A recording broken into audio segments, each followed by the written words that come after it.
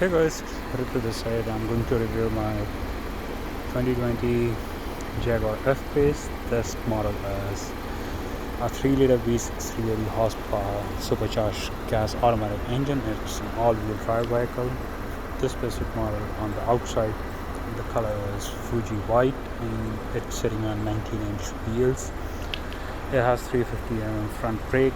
On the top has a sliding panoramic roof with a privacy rear glass. And when it comes to the headlights, it's adaptive LED headlights with signature LED J plate running daytime running lights, so you can see Jaguar LED technology on it. Let me quickly give you a walk around of the vehicle. Looks big, but not massive. Still manageable to drive in the city. I like the way Jaguar has designed the rear portion of the vehicle. It stands out from the crowd rather than all the German counterparts. I like the rear tail light and how you can see all the curves and like the claws of a Jaguar. Before I get into the vehicle, let me quickly show it to you how the trunk space is. The storage space in the trunk, it's pretty decent. You can store your luggage for your weekend getaways. Even if you are picking up someone from the airport, you can clearly take all the luggage in the vehicle. So you have some storage hooks here, and then so to tie your grocery bags. And this is a 12-volt power outlet in the trunk area. And you have your storage pocket here on the left. And you have a handle on both the sides to close the trunk. This is pretty. This is sticking out for me. I just bumped my head on it, so be careful. To load, unload, you have this sill plates so that you don't damage the plastic. To close, you have just you press this button, and even you can control the trunk from the key fob. The only thing which is missing is programming the height of the trunk. So that's it. Close it. You can see the F-Pace badge here. This is the 3-liter turbo all-wheel drive badge. A rear wiper. You have a spoiler which is integrated, and you have your stop light mounted at the top. Let's get into the vehicle.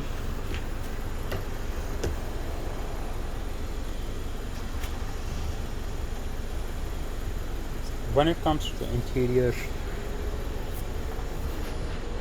this particular vehicle has ebony perforated grain leather with contrast stitching. You can see it on the door panels, on the seats, center armrest, but the stitching on the dashboard, it's black. It's not contrast.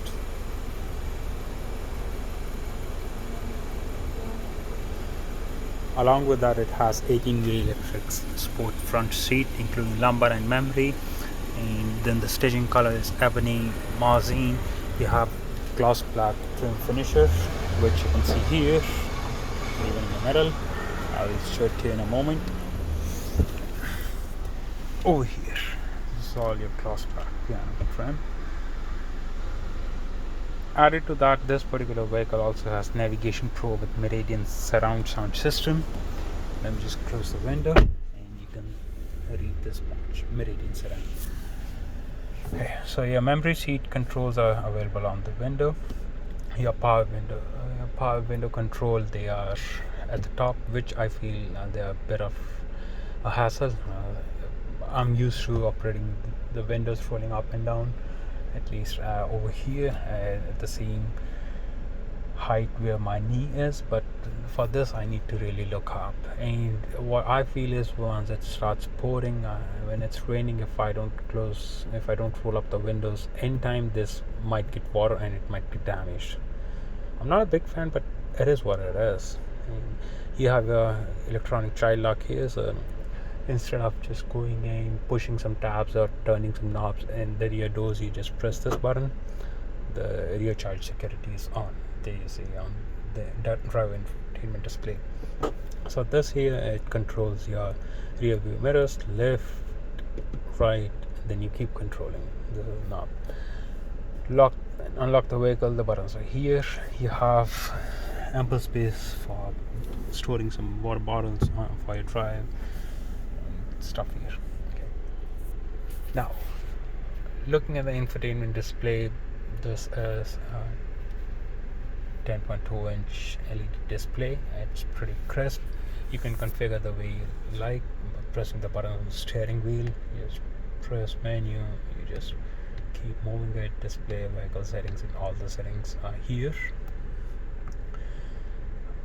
I find these buttons are a bit hard and they don't feel very premium, because when you're paying a price for a Jaguar, you expect luxury and premiumness.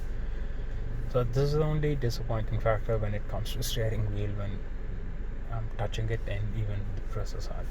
Okay, moving on, the steering also has your call control button and the voice recognition, what mode you want, and that's for your music. On the right side, you have your heated steering wheel, lane keep assist, yeah, adaptive cruise control. You set it, increase, decrease the speed, resume it, or you cancel it. Also have the paddle shifters, because this is only available in this 3-liter engine, not on the 2-liter one. On the right side, you have your controls for the windshield wipers, both for the front and the rear. On the left side, you have your controls for the high beam, low beam, all your headlight settings, as well as your turn indicators. This particular button, the silver one at the extreme left, this changes what you want to look for in your display. That's your odometer, yes, fuel average, mileage, how you want to see it, the range. This tells you how efficient you are driving the vehicle. So this has a small gas pedal and then the speedometer and the engine, how you're driving, how it's operating, and that can change to 3 colors: green, amber, and red, based on your driving. So when the vehicle is in parking, the electronic park brake is always engaged, so you can see that P sign there at the top. So you have your digital speedometer, and then you have your speed limit mentioned under it. On the right side, you have your tachometer with your gear selector on, with the gear mentioned on it as based on your selector. Moving on, the dashboard, it's all covered in leather, feels nice, but when it comes to all the stitchings, no, that's something which is letting me down. Okay. Again, it is what it is. Now looking at the center console, you have your 12-inch display, and with which you can control navigation, media, phone, all your settings, Apple CarPlay, Android Auto. This vehicle comes standard with your both of them, Apple as well as Android Auto. But the thing is that this is wired, this is not wireless. To control your cameras, your seat, if you want the vehicle to be in valet mode, contacts, voice, and Bluetooth, connecting the phones and all that stuff. Okay, click on the settings and it will show you how you want to have the display theme. You want it to be light color, dark color. If you keep it on the light color, then it's gonna hurt your eyes at night time. Again, your map theme, how you want to keep it when it's in the navigation mode. I'll close it, move on to the navigation. This is standard navigation which is available on all the Jaguar Land Rover vehicles. And these are the controls for your phone, and then you have your music. Let me just turn it before it blasts off. Let's just do that.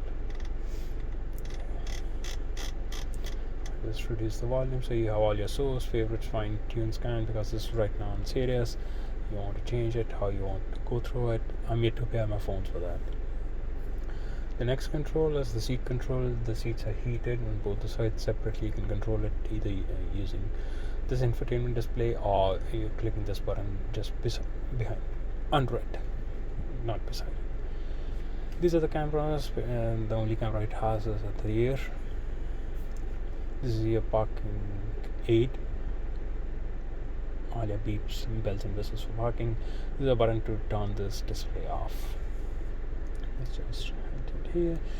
At the bottom you have your buttons for your heated front windshield, heated rear windshield, your emergency flasher, your airflow control, your seat control, seat temperature control, your auto for climate control. This has dual zone climate control for driver as well as the passenger seat. The temperature can be seen here at the top on the left side for driver and on the right side for the passenger. On the bottom side you have your AC, max AC, the fan speed control, max for the defroster, and the recirculation part. As the engine start stop button.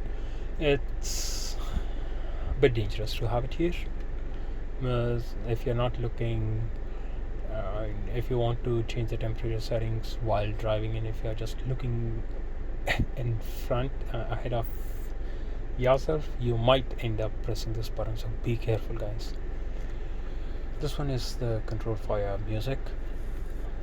Gear selector, I like it, the way it comes out when you start the vehicle, but the only downside with this is you just press it quick, it goes all the way to sports,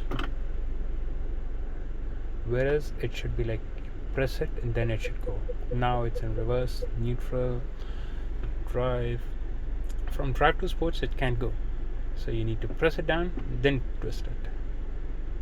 So when you turn it, then it goes to sports.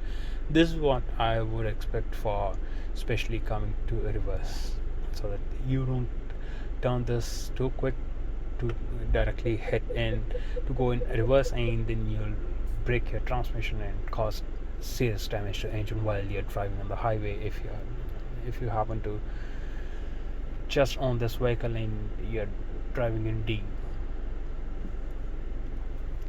So this is your vehicle auto on and off while waiting on the traffic lights. You keep it off, then once you're stopped, the engine will cut off, and once you lift your foot from the brake pedal, the engine will fire up again.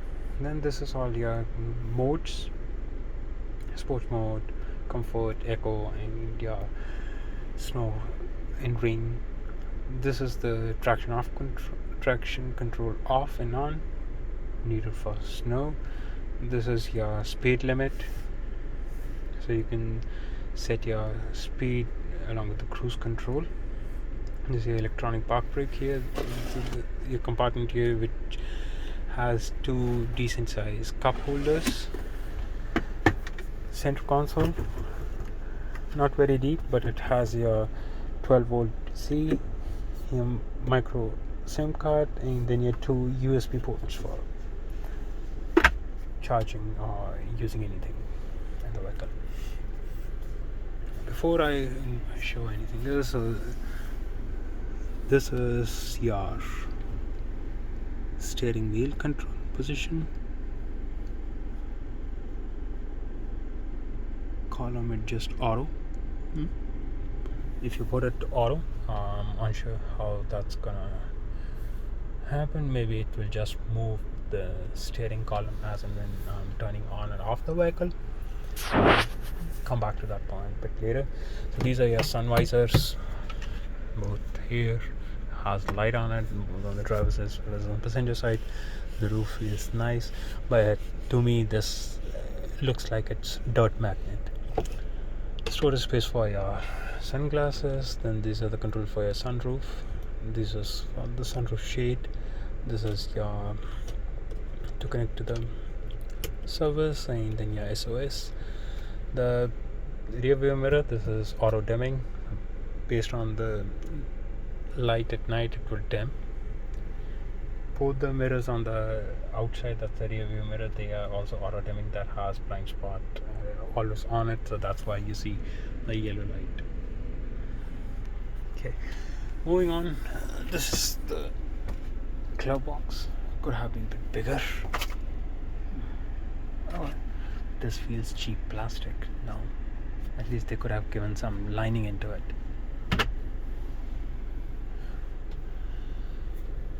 Okay. And on the left side you have your trunk release, the hood release and then you have your speed limit, where you want it to limit, and this is your control for the brightness of the displays. How would you like it? Too bright, not too bright. Okay, this plate is metallic. This here, another dot magnet. So I'm 6 feet tall. So this is the leg space which I need to operate the vehicle. So those are the gas pedal and the brake pedal. This thing somehow sticking out from me. Shouldn't be out. Yeah, hood release is here. It's small, and if I pull it way too hard, I'm scared I might break it.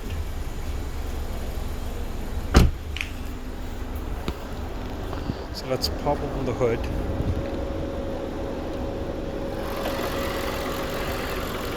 Held by the hydraulic clips, you don't have to look for any metal support to just have this hood held in place. So this is the Jaguar Engineering 3-liter engine, making nice sound, but we'll see how it drives on the highways, especially on the highway ramps is where I like to test the pick up the vehicle.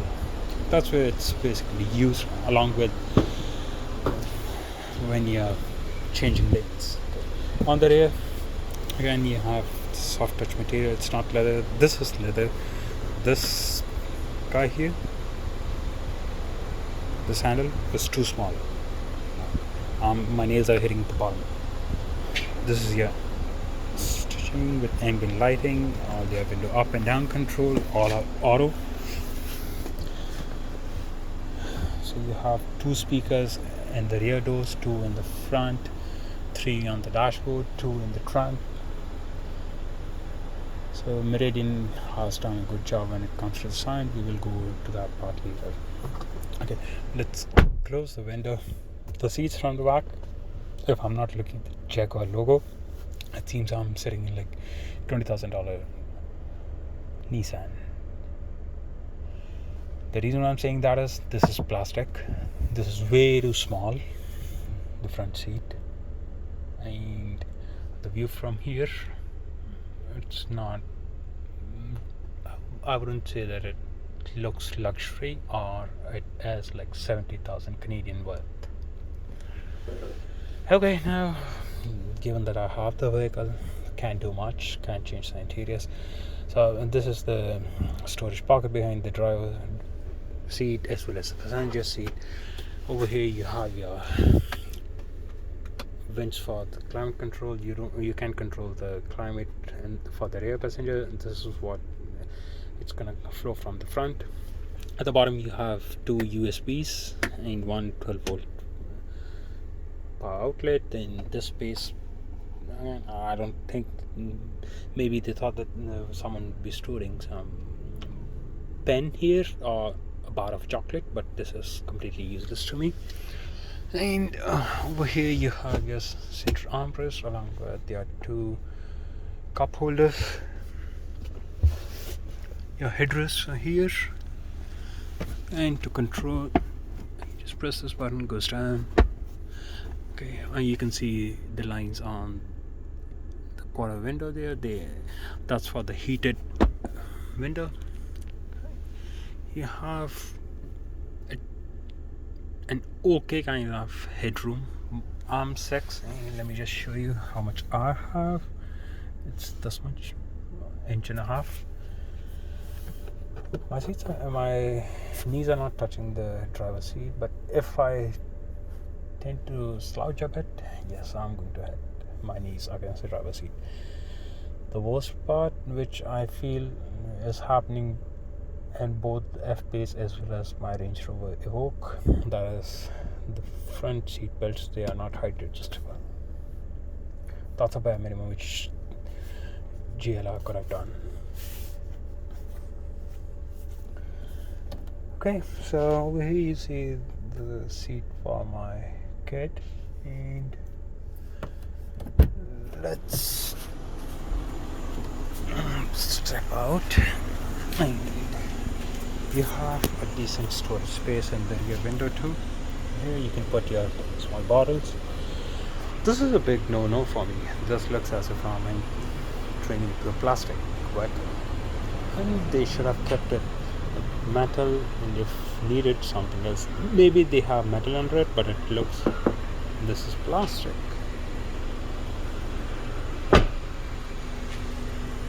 Okay guys, so